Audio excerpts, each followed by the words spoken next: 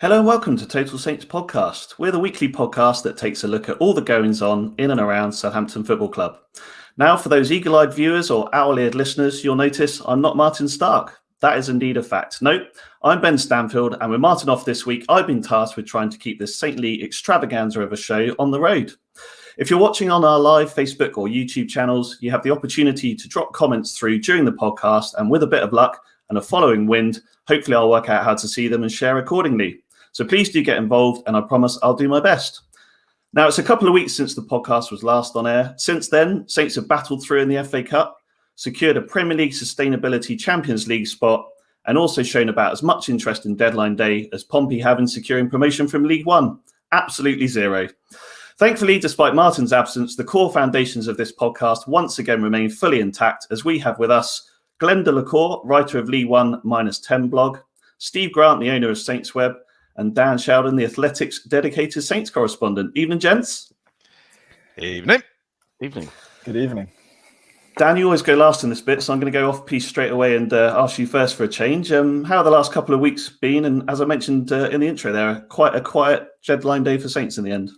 It was a quiet deadline day but for Saints, but I was quite busy. I was up in the office on Monday. There was quite a big team of us just ringing around people we know, various agents, and trying to get other stuff kind of done. And I know people close to kind of Dele Alli, so that was an interesting one to be part of. And then kind of went down a rabbit hole with the Discovery BT Sport DAZN broadcast thing. So yeah, it's been a really good week. It mixes up quite a bit, and it was nice to take the mind off Southampton for a few days. Yeah. And Glenn, I was working out it's 14 days since the last podcast. I mean, you're notorious for having not done anything. I mean, 14 days, you must have done loads. No, I think this section of the podcast is just it's just a way for me to realise how tedious and boring my life is. But no, I've done a couple of things actually. I've one 40th birthday celebration I went to, and one 50th birthday celebration I went to. That's how I roll. That's about as exciting as it gets. So yeah, so not a total write off these 14 days, but I'm just happy if I get through a week with nothing going wrong, to be honest. And Steve, you're still out in the sort of Dubai sun you were mentioning, so a couple more weeks to go out there. So you're making the most of that? Yeah, the weather's finally sorted itself out after a slightly iffy January, but no, it's been good. And I went and saw Southampton's own Richard Bland doing his stuff at the Dubai Desert Classic last weekend. So that was good fun. He did pretty well, a lot better than I think most people were expecting to get to a playoff. But no, that was a good week. But otherwise, yeah, busy with work. I seem to have done a lot more work than Leicester City's defence over the last 2 weeks. That's for sure. No, good stuff. And even into you've almost been doing as much work as Ben's beard routine. Clearly, he's putting a lot of oil in that over the last few months. I know Mark Atkins. What have you been up to apart from growing a beard, Ben? Mark Atkins always goes on about the fact that I can't grow a moustache, but there we go. But yeah, good evening to Ed, to Sarah, to Mark, and to Dave over in the USA. So thanks very much for joining us. Coming up on this podcast episode, we'll reflect on that extra time win versus Coventry City in the FA Cup fourth round. We'll also look ahead to the upcoming double match week for Saints as they visit Tottenham on Wednesday evening before heading up to Old Trafford next Saturday. I'm sure Dan can't wait for all the Ralph versus Ralph chat that we're going to have this week, and we'll come on to that later. If that isn't enough, the four of us will briefly reflect on the transfer window slamming shut and the club's sustainability progress. So buckle yourselves in, underpinned by our wonderful global patrons. This is Total Saints Podcast, episode 185. Saints made it through to the fifth round of the FA Cup for the 10th time in the last 23 seasons, overcoming an excellent Coventry City side at St Mary's. The game eventually finishing 2-1 after extra time. Dan, before we get into some of the key moments from the match, I think the phrase I saw you use after the match was scraping through. What did you make of it overall? I thought they made much harder work of it than they needed to.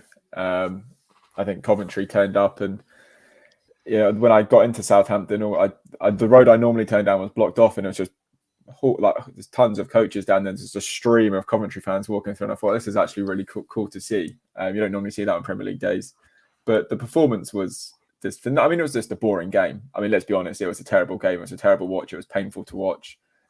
Southampton were miles off it. The last 30 minutes were okay. I mean, the extra time was okay. Good bit of drama at the end with VAR, but no, it wasn't even VAR, was it? No, the flag just went up. Yeah, no, rubbish. This rubbish game. Let's move on. Yeah, it was miles off, wasn't it? I don't think VAR even needed to have a look at that. No. And Glenn, your thoughts on the performance? I think it was about 5:30. I just got a WhatsApp message that just had a load of Zs on it. So much the same. Yeah, it was dreadful. I was really disappointed when we got to 90 minutes. I was going to have to sit through another half an hour of it. To be honest, it was awful. The first half in particular. I mean, in my opinion, we made too many changes. I think if you kind of keep the spine of the team, you can kind of mix and match around that. But in first half in particular, there was no intensity going forward. There was certainly no intensity with the defending. And at half time, I thought Coventry are going to actually be quite disappointed. They're only 1-0 up, because they certainly had chances first half rather. In the second half, I think Coventry seemed to settle very early for, just playing the game out. And it took a real bolt from the blue goal, obviously from Armstrong to sort of get us to extra time. And Coventry again seemed to settle for penalties. And once they went behind, they threw something at it again, and they created chances again. So I think whilst they'll hide behind, well, Saints are in a higher league and we weren't expected to win, I think if they look at it critically, they'll probably say that given the side that Saints had out, if Coventry had believed in themselves a little bit more, I think they could well have beaten us. Mm-hmm. Steve, Ed's asked here, in all seriousness, I'd be interested to know what the boys thought about the awful team selection yesterday, which cost us a long unwanted run out in a very busy week of games. Just before I come to that, I was speaking to a couple of Sky Blues fans during the week and said that, during his time with the club, Ralph hadn't really thrown in the towel with team selections in any cup competition. And I know he didn't necessarily throw the towel in yesterday, but 10 changes was probably more than I was expecting. What did you kind of make of the lineup? And a bit like Ed's question, I suppose having made those changes at half time, it kind of said a lot. Yeah, I think I was probably expecting sort of maybe five or six from the City game. Although, I mean, ultimately from a game 2 weeks ago, you're kind of almost starting from a blank canvas, aren't you? But yeah, we just looked disjointed from the start. But at the end of the day, Ralph has picked a starting 11 that he thinks is good enough to go and beat Coventry City. And if you look down that team sheet, I mean, I think to be honest, I don't think anybody would have argued with that. If they'd gone out and done the business in that first half and got ourselves at least I don't know, well, level or a goal to the good at half time, you say, well, he's got this team selection absolutely spot on because we've rested all our key players for the two big league games coming up later in the week.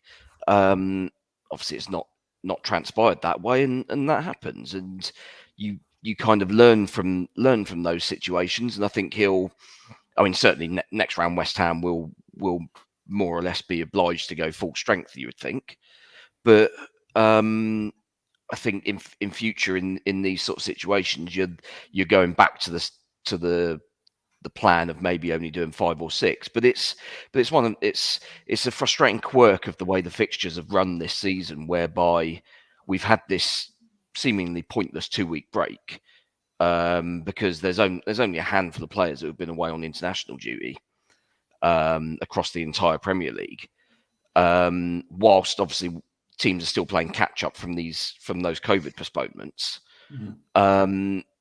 And now we're shoehorning 3 games into the space of 8 days. So it's a little bit frustrating in that regard that everything's kind of squeezed together again, seemingly fairly unnecessarily. I think I don't think there'd have been any issue if we'd have fitted in league games last week. But yeah, I mean, at the end of the day, we got away with it. We obviously had to make some changes, but then we would have made changes through the game. I'm sure we'd have used all 5 subs, having been given the opportunity. I think we'd have done so regardless of how the game had gone, even if we'd not made all the changes that we did.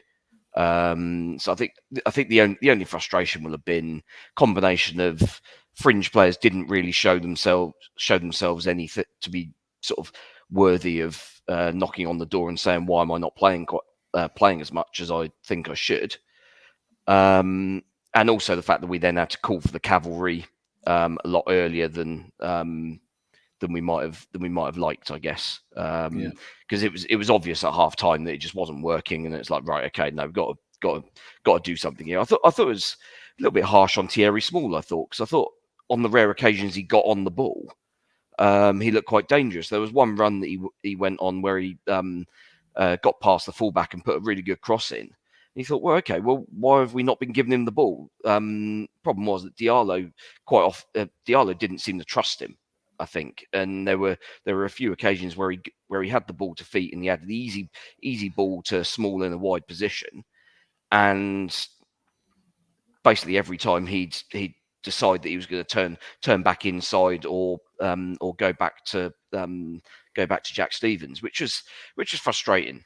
And I mean, Diallo was probably one of the players who you think has kind of got a shout to be getting in the team at some point in the next 6 to 12 months as a regular starter. And he didn't have a good game yesterday, I didn't think. No. Yeah, Glenn, I was going to pick up on Thierry Small.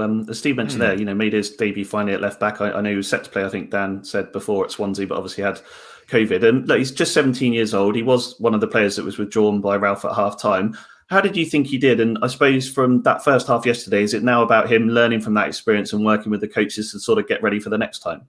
Yeah, I mean, it was interesting. Ralph made a comment about him saying that defensively he wasn't quite on it, and you could see that there was one chance Coventry had in the first half where a guy picked up the ball on the halfway line over on Small's side, and he kind of just ran diagonally towards the goal, and Thierry Small just kind of jogged alongside him, along with Diallo, and eventually he got to the edge of the box, had a shot. There didn't seem to be that awareness of you need to get into him now. But I agree with what Steve said totally about, the strength of his game is obviously going forward, and they didn't give him the ball, and that I found really frustrating. And I know that I listened to a bit of the commentary that went out on Solent. I know Dave Merrington was getting very frustrated with Diallo continually turning inside. He just did it time and time and time again. It's one of those things, when you notice it, you keep noticing it, and you sort of can't unsee it. So, but I mean, I think he thought in his head he was going to chest that one back to the goalkeeper, but when he bulleted the header at him, I was directly in front of where I was sat. It was like, man, what was that? So I just thought it's funny because you got like a 40-year-old bailing out a 17-year-old there, big time. Obviously old enough to be his dad, Caballero. But so he was okay. He showed some promise going forward, but there's lots of work to do, and we've got to remember that not every youngster, regardless of where we get them from, is going to be like a ready-made Premier League level player like Livramento is. So he did okay. He wasn't dreadful, but he's obviously got a bit to learn. Yeah, I know Mike Byers here said Small's defending wasn't good, but hopefully he can pick up on that. Now, it's not happened much since we started TSP in 2017, Dan, but I thought we could bring a little bit of culture to the podcast. So here we go. Mona Lisa by Leonardo da Vinci, circa 1505. The Sistine Chapel, ceiling by Michelangelo, circa 1510. The Starry Night by Vincent van Gogh, 1889. Just for Steve, where the heck has that come from? By Wayne Thomas in 2010. The 35-yard Thunderbolt by James Ward-Prowse, January 2022. And finally, oh my word, pick that one out, by Stuart Armstrong, February 2022. I think you'll agree, another addition to an already world-class collection of artwork there. What a goal. It was stunning, wasn't it? I was in a box with someone, and the minute it left his boot, they said that's in. And it was just such a pure.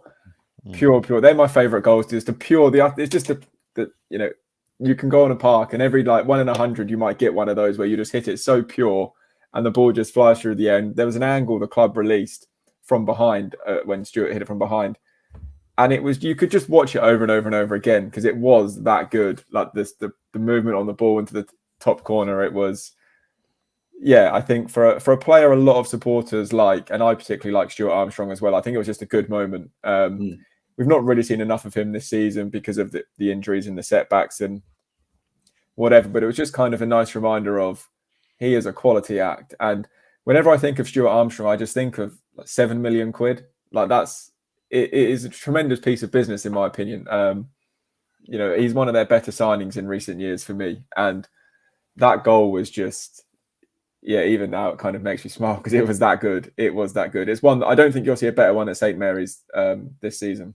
Yeah, 2.5 Guido Carrillo would cost 2.5 Stuart Armstrongs, wouldn't he? So yeah, I bet you scored a few of those down over your time, haven't you? But no, it was a fantastic goal. And Carl Walker-Peters obviously popped up with the winner, Steve. I think he'd scored one career goal before the Man City game. He's now got 2 and 2. Prolific. Yeah, the proper London bus syndrome, isn't it? It's yeah, I mean, helped with a significant deflection on this one, but at the end of the day, no one else was getting into positions to take shots, were they? I thought Coventry actually set themselves up, particularly second half. They set themselves up defensively really well, and basically they'd done their. Mark Robinson clearly done his homework and worked out the angles and the passing lanes that we like to go through, in a similar way to the kind of job that we've done on Man City twice this season, in that. They realised they were up against the better side and found the ways that they were going to be able to stop them doing what they wanted to do. And yeah, I mean it was basically a ping from distance that no keeper in the world's going to save. And one where we finally managed to work a little bit of space in their penalty area, and we've got a little bit of luck with the deflection. Beyond that, I mean, I don't think their keepers really had a save to make all afternoon. It's surprising with Long and Walcott up front. Yeah, and Adam Armstrong out of form, and then we brought Redmond on. So it's a real surprise that front four didn't test out Coventry more than they did. But Spiky. Strange. Yeah, and we love a big Willie innuendo, Steve. I saw you even tweeted it. Yeah, I mean, a big shout out to him because, as Glen mentioned earlier, you know, Coventry obviously came on a bit after they'd gone behind, and a couple of massive saves from here at the end that deserve a mention. Yeah, and I mean that the last 2 minutes of extra time was absolute carnage. Where I mean they had. So I think Valerie had the under hit back pass where their guy's gone through and hit it straight at Caballero, and then you got the cross where Waghorn's headed it wide when it seemed easier to score, although I suspect he may have been offside as well. Yeah. And then of course you've then got the 2 saves in the one movement. Which then results in the shot which Waghorn taps in from about a yard out when he's 5 yards offside. So yeah, it was just an absolute mess in those last couple of minutes, and quite amusing looking back at the footage actually from the TV coverage where the linesman eventually puts his flag up about a minute later after the absolute limbs in the away end when they think flare as well, I think, which is always good.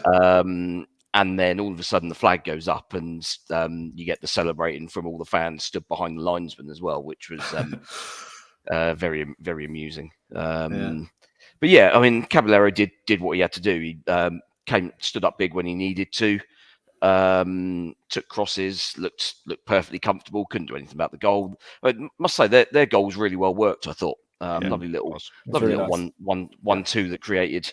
I mean, how he managed to create that much space, I'm not quite sure, but no, that was nice. That was nicely done. Our defenders were just standing off horribly in that first half, and in the second half they tried to get tighter. And what happened then? It was that whenever Coventry attacked, they kind of got spun. They didn't seem to get the. That was one of the things that I thought. Go back to the question about the team selections when we have Salisu and Bednarek, there's a lot of front foot defending and they're right behind the strikers. And yeah, there's a few fouls and a few yellow cards, but they're right, they're right in the strikers' faces. Whereas I thought that was most of our problem yesterday was that our defenders were standing so far off, and especially on that goal, it's just horrible. Everyone's just standing and watching. Yeah.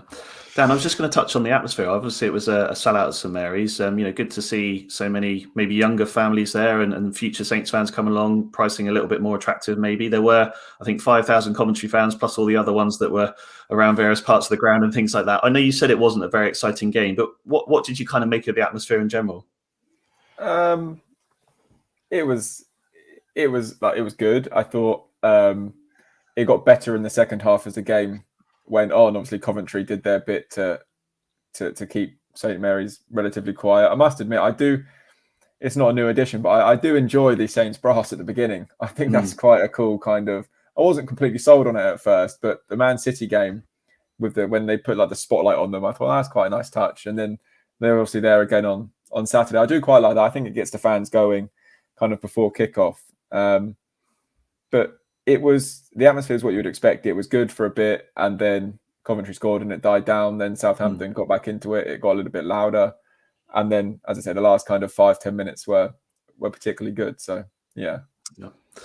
As Nick Kingston said here, I can't recall many of the games apart from the semi-final or final in 1976. Get through is enough. So I think we'd probably all agree with that, Nick. Just final question there, Glenn. The draw was done earlier today for that fifth round. We've played West Ham twice already this season, of course, drawing at home and beaten them away 3-2 at their place. I suppose we were talking about it just before we came on air. Quite fortuitously got through against Kidderminster yesterday. But what's your general view on the draw for Saints' point of view?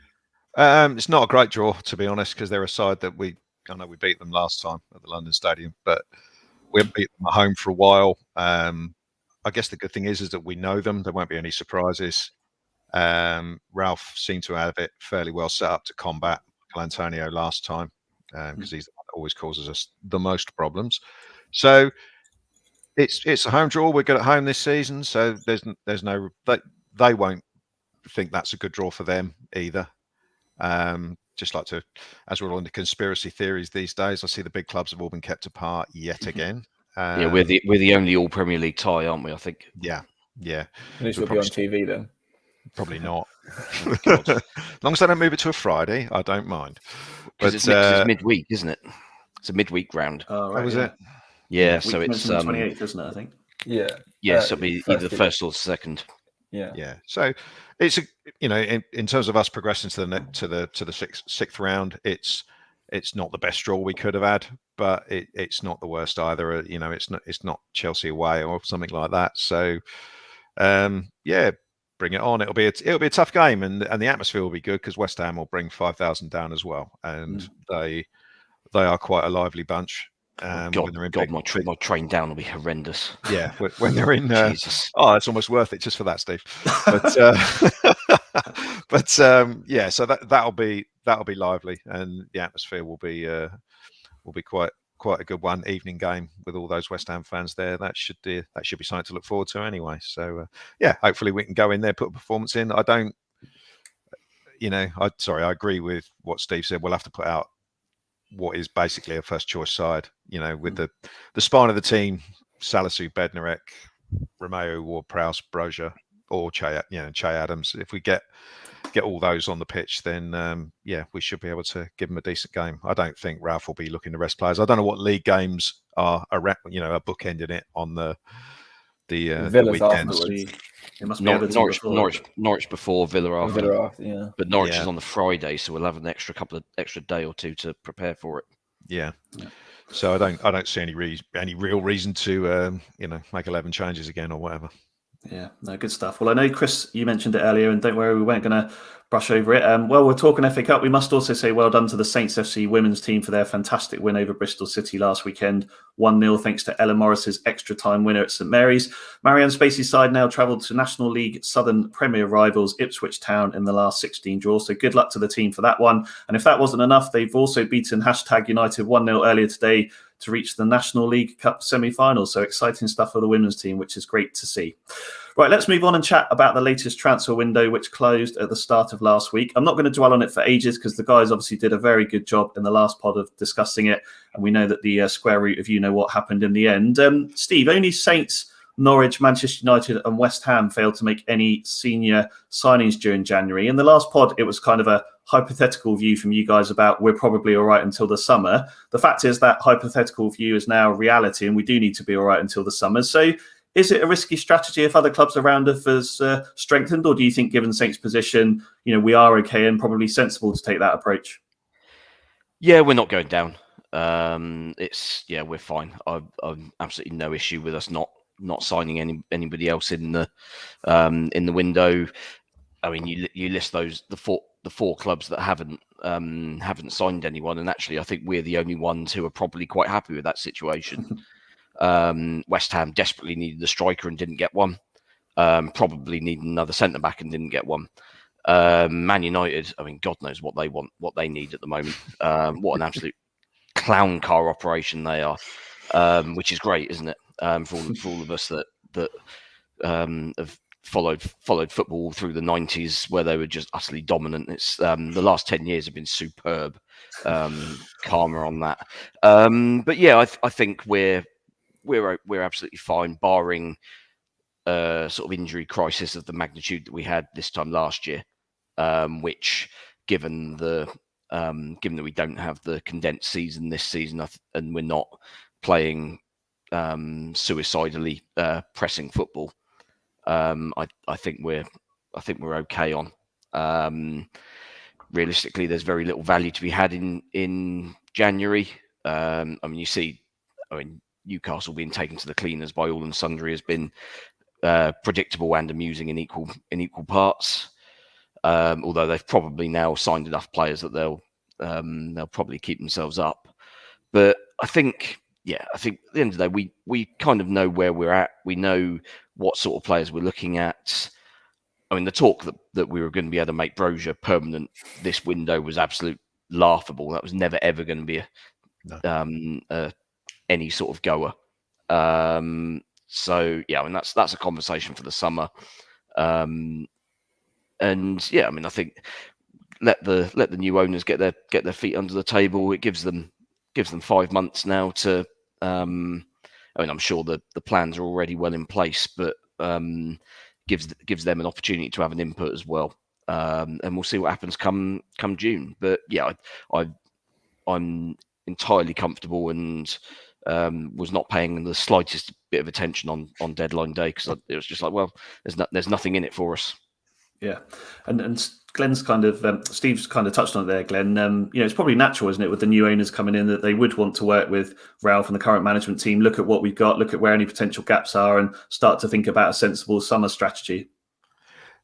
Yes, totally agree. I thought there might have been a chance if I've forgotten his name, Rasmus Angerson had been following players for Brentford. There may have been someone come in from left field, but I don't think we needed it.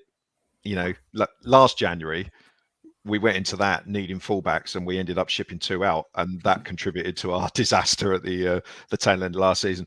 We did a lot of work in the summer, bringing young players in to pad out the squad, as we've covered many times. And I don't think that we really needed to.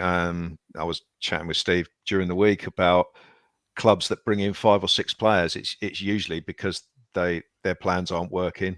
Yeah, teams get desperate, don't they? Or in desperate trouble. Because I mean, I know it's not Premier League, but I was looking at Bournemouth bringing in 6 or 7 players, thinking, why on earth you've been in the automatic promotion places all season?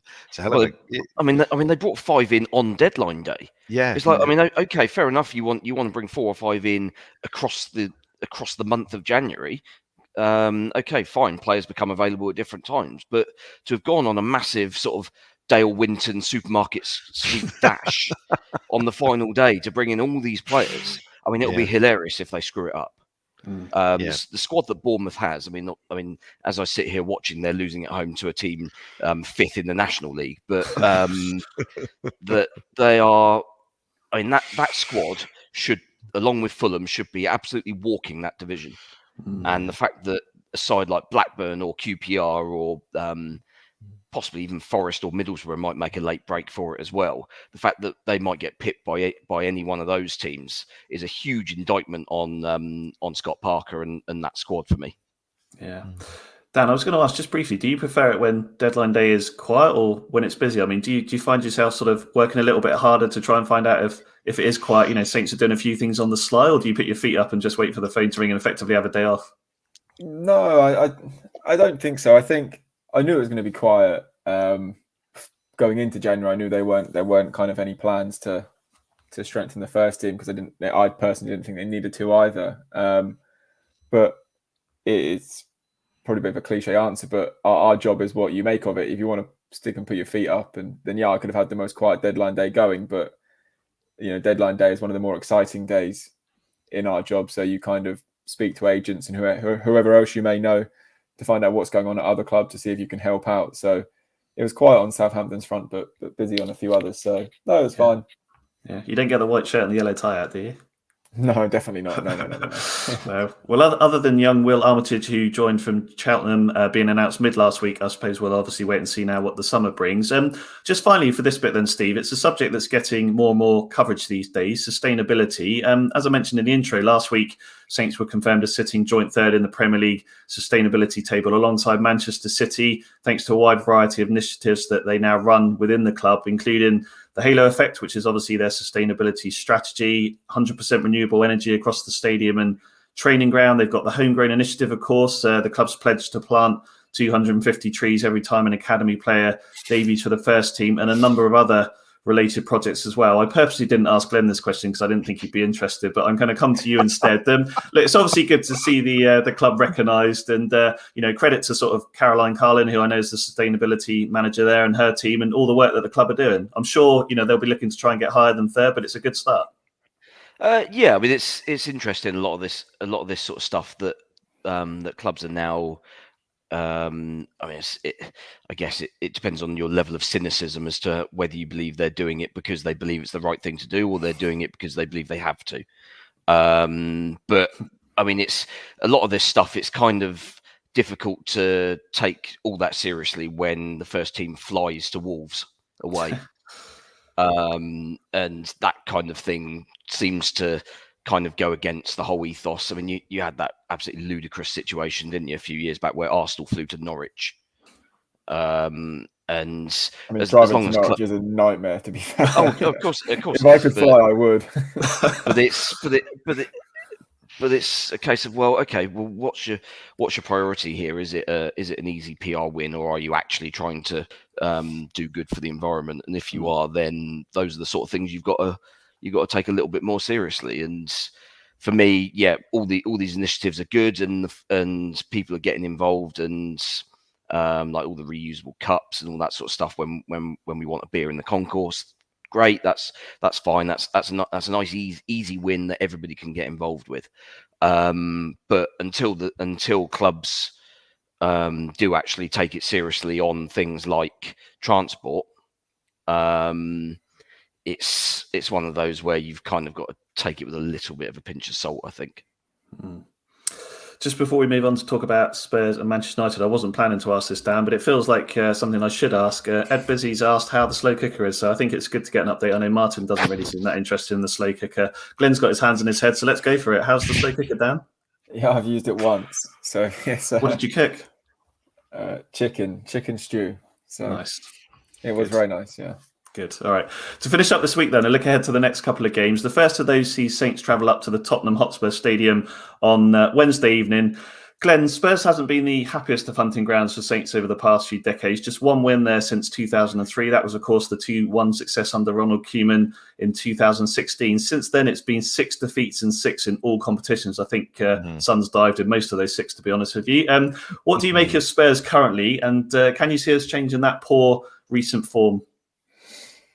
Spurs currently, well, they've improved. Obviously, they were always going to with the top-level manager that they've got now. He was always going to get more out of that set of players. At the end of the day, it's a very expensively assembled squad of players. All on good money. They are. I know they're the butt of a lot of jokes, but at the end of the day, they're a huge club with a massive ground, and they've got a top-level manager. They've got. Harry Kane's had his problems this season, but he's a top-level centre forward. He started scoring again. So Conte's got them organised better. That they're certainly, not the sort of side we should fear, but it will be a very difficult game because they will be organised. I mean, we're going to talk about Manchester United in a minute. Manchester United, aren't as well organised as Spurs, and I think there's more of an opportunity in that game than there might be in this one. But he's brought some players in from the cold that you didn't expect to see, like Matt Doherty's playing most weeks now. But the worrying thing for us with this game is, and they proved it against Brighton at the weekend, is that they've started scoring goals, and Harry Kane has started scoring goals again. So it is going to be difficult, but it has been a bit of a graveyard wherever their ground has been the last 4 or 5 years. But I feel like we've been done a couple of times with decisions. We had the Son one in the FA Cup when he died over last season. Regulon last season, and to me that was another refereeing shocker because that looked outside the box as well. And I was Gineppo diving in like an idiot, wasn't it? But yeah, so we haven't helped ourselves, and I feel like we've had a raw deal with a couple of decisions up there as well. So just got to go up there and give it a go. Steve, if you're Ralph, how are you setting Saints up to try and get a positive result from this game? And particularly if at time of recording, I can see a few comments about the worries around Amanda Brozier might be touch and go for that game. Of course, Livramento's back, so I suppose there's going to be a discussion around Kyle Walker-Peters ending up at left back again and things like that. But how would you set them up to try and get a positive result? I think system-wise, we go the same as we did against them, a month or so ago. Because until Salisu got himself sent off, we were well on top, and we had the beating of them. And if we can just be a little bit more solid, and also possibly a little bit more reserved in how we go about our challenges, because we've seen sort of in the last 6 weeks or so, we've had quite a few red cards, and what we had two in first halves, which if you're playing more than an hour with 10 men against any team, it's going to be a struggle. But against a genuinely good team, you're really up against it. And let's be honest, that second half against Spurs, we got away with it a little bit because combination of good defending, some lucky defending, and some borderline decisions. If we get the borderline decisions again this time, I'll be very surprised. Just because that's the way these things go in away games against the bigger sides. But it's one of those where if we can get ourselves in front, then that fan base gets on that team's back, and it all goes very quiet very quickly. So who knows? Maybe it doesn't need Brozier to be fit. Maybe Shea Adams comes in that role because he's perfectly adept at playing the lone striker and holding it up and bringing others into play, and also running the channels and generally being a bit of a pain in the backside. So yeah, we'll see how Brozier's fitness looks like. To be honest, I'd almost hold him back for him up against Harry Maguire, which he would be licking his lips with that, coming up against that fat car horse. Just like I say about the Brozier injury, that was a dreadful tackle because he'd run away from the guy. I can't remember which Coventry player it was. And it was a, professional foul, basically. But to me, if you just tug someone back, that's okay. That's a yellow card. But if you just hack someone's ankle away, which is basically what he did, nowhere near the ball, to me, that should be a red card challenge, because the only thing that's going to happen there is the player's going to get injured. It's not just a little tug back, like Manchester City are experts at. It was a full, he's going at full pelt and he's absolutely taking him out. And I just thought, I saw Luke Shaw did one earlier on this season where he just hacked someone over, and you just think, I know it's not in a dangerous part of the pitch, but why is that not a red card? And I'm hearing that Brozier's not that badly injured, and he does have a habit of limping everywhere he goes, doesn't he? but hopefully he'll be okay. But those sort of challenges really, are not on, and I'd like to see them clamped down on. Yeah, no, I think that's a very fair point. And Dan, I know you don't generally like the term free hit, but do you see this game as a chance for Saints, I suppose, with all the pressure on Spurs and the last sort of 4 to 6 weeks that we've maybe had, that Saints can go out there and play with a little bit more freedom and, see how it goes? Yeah, undoubtedly. I think that will be the case, that the pressure will always be on Tottenham. They're at home. they did a fair bit of business on deadline day, didn't they? They got rid of a few players and bought a couple in, which I must admit I did laugh at that. I mean, this is no kind of assault on Fabio Paratici, but I mean, he's supposed to be this brilliant director of football, and he's waited until deadline day and he's gone back to his old club, like cap in hand. Have you got anyone that you don't want that I can please bring to this club? Because I haven't signed anyone yet. The only reason they didn't get Aaron Ramsey was because of the Arsenal connection. Because that would have been an obvious one for them, wouldn't it? So that did make me chuckle. But I think it's as Steve said, if Southampton can go there and they can get that first goal. I mean, I've been in that stadium and it doesn't take long for the fans to get on their team's back, and they probably haven't. I imagine the supporters probably aren't too impressed with the business. They got pipped, didn't they, to Luis Diaz by Liverpool when it looked like he was going to go to Tottenham. So I'm sure that annoyed them a fair amount. And yeah, they're just they're a good club with a good manager, a very good manager, but they're just a bit odd.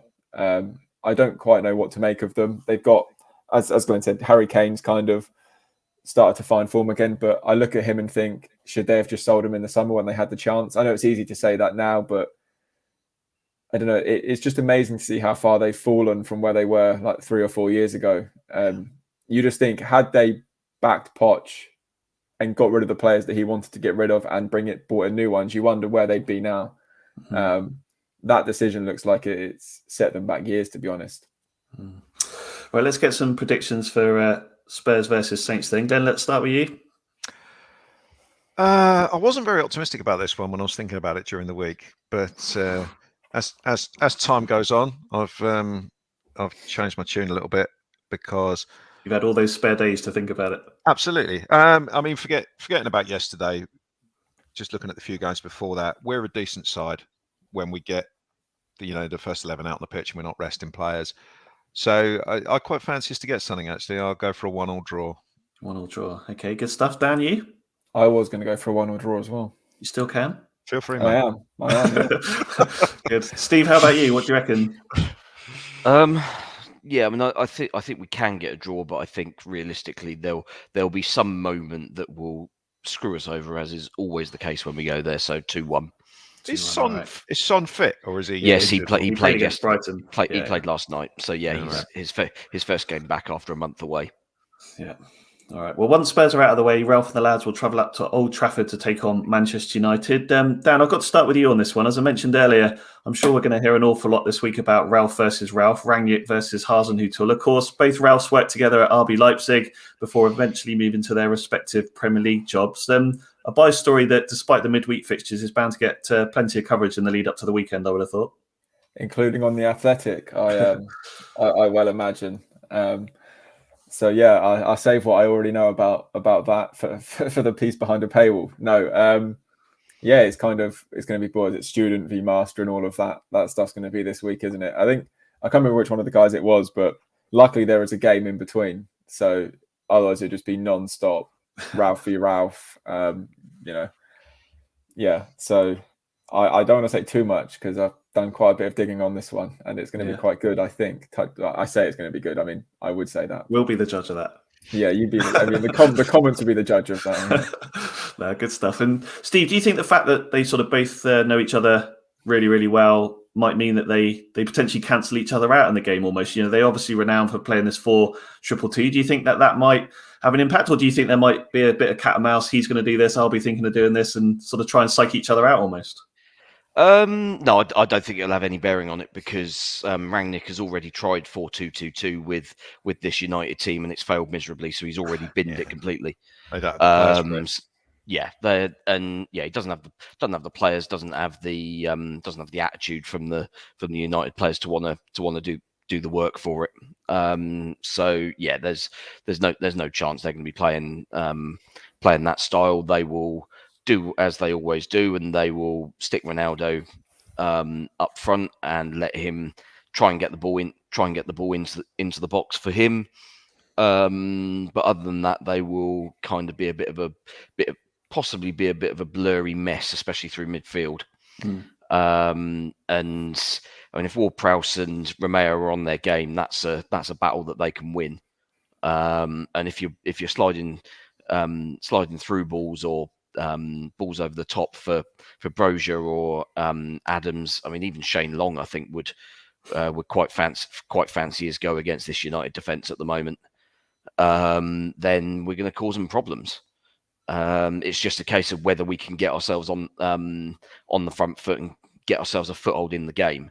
Because I mean, well, we obviously know what happened 70 seconds into the game last season, and basically we were trying to defend the 6-yard box from the second minute of the game. So as long as we don't do anything completely stupid, yeah, what could possibly go wrong? I know, that's a lovely segue, because I was just about to ask Glenn and say that it certainly couldn't be any worse than last year at Old Trafford. Of course, the Mike Dean show, Glenn, and I mean, that was our 4th defeat and 6th in there in all competitions. I looked it up. I think Mike Dean is refereeing Burnley against Man United on Tuesday, so there's a good chance we won't have him next weekend, which is a positive. But as you said earlier, and you kind of said in the last pod, you see more of an opportunity for Saints to get something out of this game probably than Tottenham. So I suppose given what Middlesbrough did there on Friday evening as well, is that still very much the case? And if so, why? Yeah, I think so. I think whatever manager goes in at United, and it's Ranić at the moment, you've got problems with the fact that they're too overloaded with forward-going players who don't want to press, who don't really want to get involved in defending. I mean, I noticed against Middlesbrough they had Pogba back in the side, and they put him in a kind of deep position. And surprise, they didn't play particularly well. But they did create a lot of chances. He looked like he was limping from like the first minute. It was like, how is this guy's clearly not fit? Yeah, it's a strange setup they've got there. They spent 2 years chasing Jadon Sancho. He doesn't play, or he very rarely plays. Rashford has not looked interested at times this season. As far as we're concerned, the longer that Cavani is off the pitch, the better, because he will cause us more problems than Ronaldo will. Which sounds a ridiculous thing to say, but I largely believe it to be true. Cavani has absolutely murdered us in games the last couple of times. Not earlier on this season, but both the games last year, he was unplayable. So I hope he stays off the pitch. But their organisation doesn't look that great, and they're only organised when they put McTominay and Fred in the centre of midfield, who are two. At the end of the day, they're disciplined players, but they're both pretty average in terms of what you'd normally expect from Manchester United. So that gives us an opportunity, as Steve says, if our midfield is on it, you've got to get the fair shake off the referee, as we kind of hinted at earlier on. But why not go in there? Believe you can get something. We played really well in the game against them at home earlier on this season, which is, banished a lot of the memories of the 9-0 walloping. And I think we can put that one to bed. To be honest, we're a completely different side now. We don't seem to be collapsing. We're not.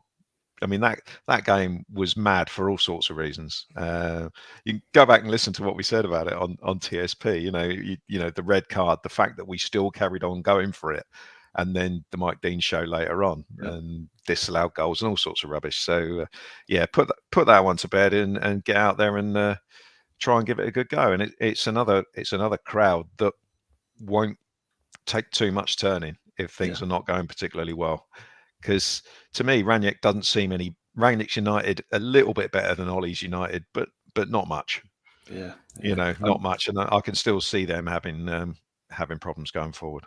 Yeah, I remember Peachy reliving it with us. What a wonderful time that was, and us Saints having a perfectly good goal disallowed, wasn't it? But good stuff. Let's get some predictions on that one as well to finish up. Then, Steve, let's start with you this time. I'm not expecting to hear a 9 anywhere from you guys, unless it's for us. Not unless I'm speaking German. No, 0-0. Weirdly, just weird gut feeling. I wonder when the last time was we kept a clean sheet at Old Trafford. But Dan, how about you? Well, one of those 1-0 wins, I guess. Yeah. Charlie Austin's winner. Yeah.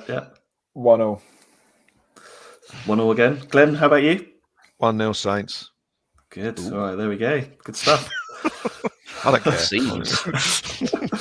Well, that's it for this week's Total Saints podcast. Thank you very much to you for watching and or listening. Thanks for all your comments and questions as well. Sorry if we didn't get to them. I promise it wasn't for the lack of trying, and was keeping my eye on them. So thank you. Thanks to Dan, Glen and Steve for their always interesting opinions. Don't forget, you can find TSP on all the regular social media channels, Facebook and Twitter, for example. Just search for @TotalSaintsPod. You can visit our YouTube page and subscribe by simply searching for Total Saints Podcast on YouTube, or you can drop us an email at totalsaintspodcast@yahoo.com. Lastly, should you wish to become a TSP patron, which helps to support the podcast's weekly production, then you can visit totalsaints.co.uk and find further details on Patreon on there. Speaking of patrons, a big shout out to our Matt Letizia tier patrons. That's Colt Baker, Ed Busy, Phil Cook and Dave Ernsberger. And also a shout out to our Francis Benali tier patrons. That's Matt Hall and Nick Reed. Otherwise, let's hope for something positive out of Spurs and or Manchester United. I think we've just about survived this pod. Martin will be back next week. Have a good week, and we'll speak to you again soon.